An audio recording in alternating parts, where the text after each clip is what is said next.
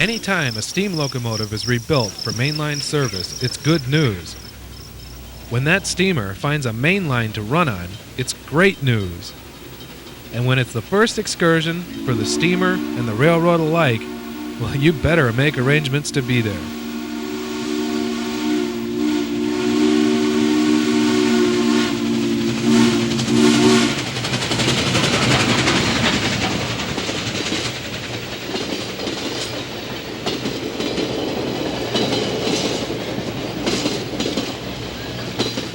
The thunderous roar of a steam locomotive returned to the Wisconsin Central rails during July and August 1988.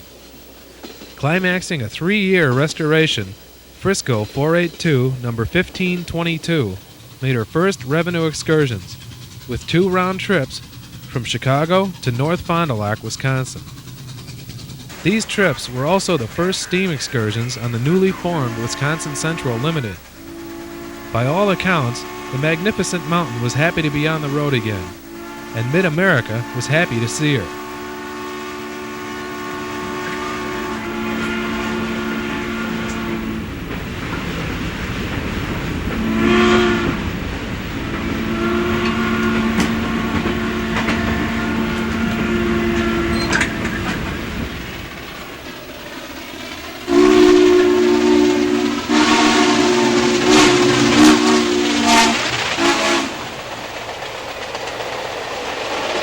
The 1522 is an engine that deserves center stage.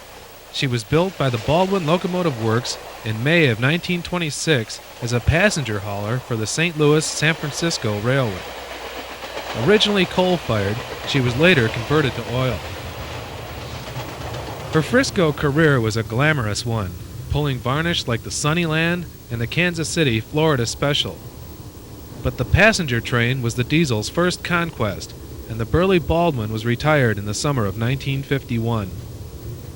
She sat in a deadline at Fort Smith, Arkansas until 1956, when she was donated to the National Museum of Transportation in St. Louis, Missouri.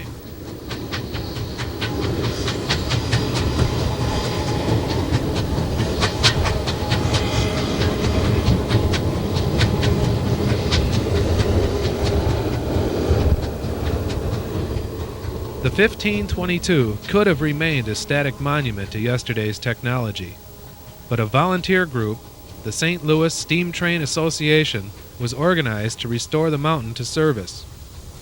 They scraped and sweated for 3 years and 40,000 man-hours, performing what some experts call the finest steam restoration ever.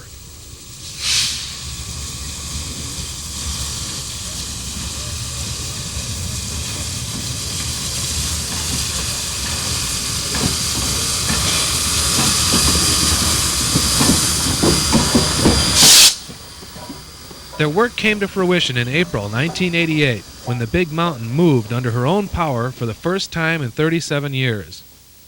To celebrate the 1522's return to the high iron, the St. Louis chapter of the National Railway Historical Society scheduled a fan trip on May 28th from St. Louis to Moberly, Missouri on the Norfolk Southern's former Wabash line.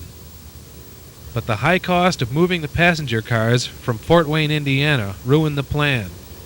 1522's maiden run was reluctantly canceled.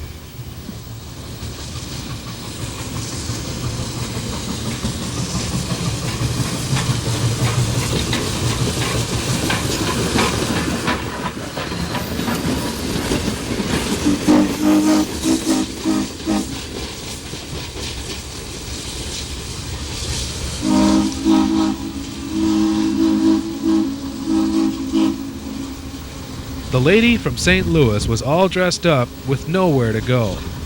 But in Chicago, people were working to change that.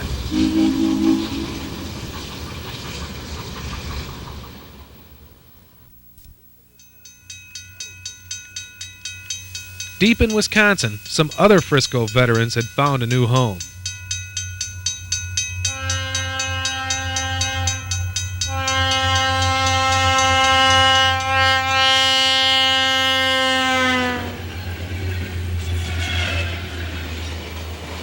Not many railroads are willing to host a passenger excursion, let alone a steam-powered excursion. but the Wisconsin Central is not your typical railroad.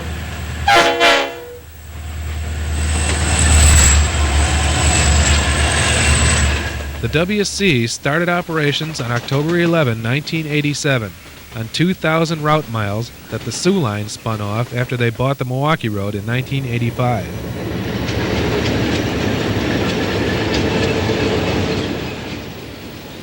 As president of the nation's largest regional railroad, Ed Burkhart was out to prove that a railroad doesn't need bridge traffic to prosper.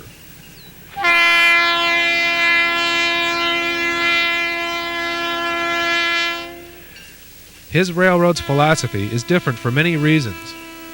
For one thing, they'll take traffic any way they can get it. If that isn't radical enough, the WC realizes the tremendous public relations potential of a steam locomotive. What's more, they're not afraid to have fun with their railroad.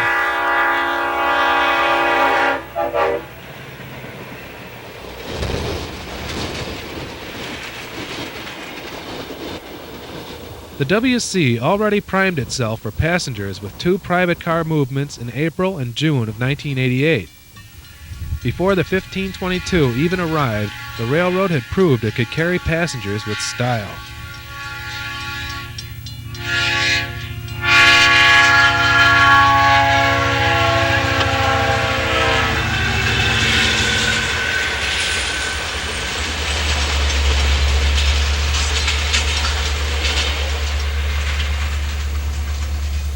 Amtrak came on board the weekend of July 29 and 30 with 2 round trips from Chicago to the Experimental Aircraft Association's fly-in at Oshkosh, Wisconsin.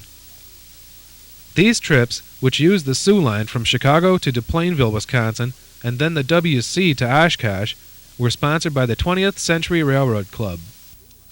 But the next Amtrak movements were sponsored by a Soo Line derailment at Elm Grove, Wisconsin on August 9th.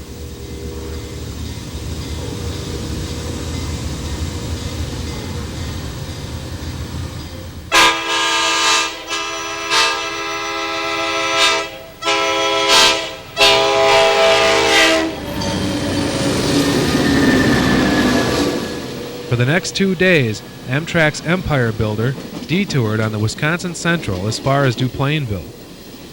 Northbound number 7 was the first Amtrak train ever to ride the former Soo Line main out of Chicago.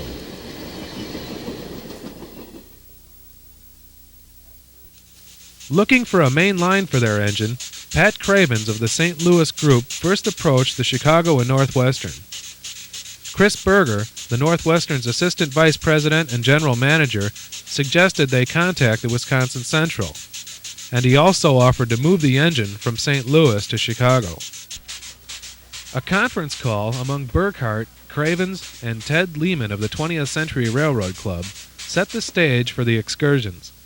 2 round trips from River Grove, Illinois to North Fond du Lac on the weekend of August 13th and 14th, 1988.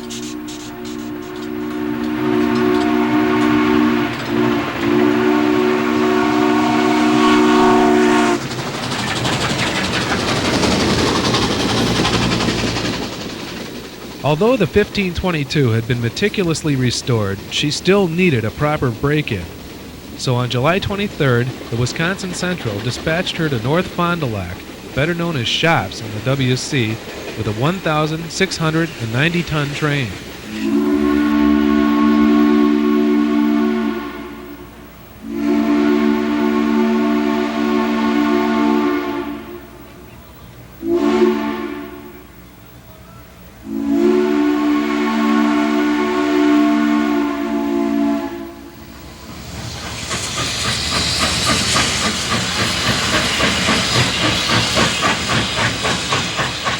Behind her was the WC's leased business car, the Prairie Rose, formerly the Milwaukee Roads Montana.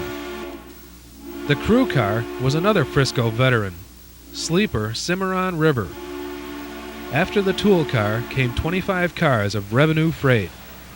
Except for a diesel-assisted ferry move by the British Columbia Railway's Royal Hudson No. 2860 in 1978, this was the first steam locomotive working on the railroad since 1959.